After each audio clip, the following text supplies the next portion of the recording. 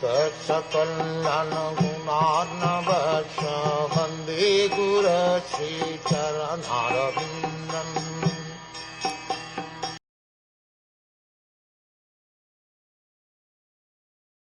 It was astonishing that Daksha, who was Prajapati, the maintainer of all living entities, was so disrespectful to his own daughter, Sati, who was not only chaste but was also a great soul, that she gave up her body because of his neglect. The word anatmya is significant. Atmya means the life of the soul, so this word indicates that although Daksha appeared to be living, actually he was a dead body, otherwise how could he neglect Sati, who was his own daughter? It was the duty of Daksha to look after the maintenance and comforts of all living entities because he was situated as Prajapati, the governor of all living entities.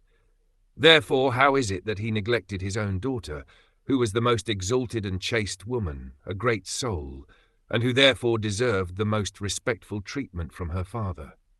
The death of Sati, because of her being neglected by Daksha, her father, was most astonishing to all the great demigods of the universe.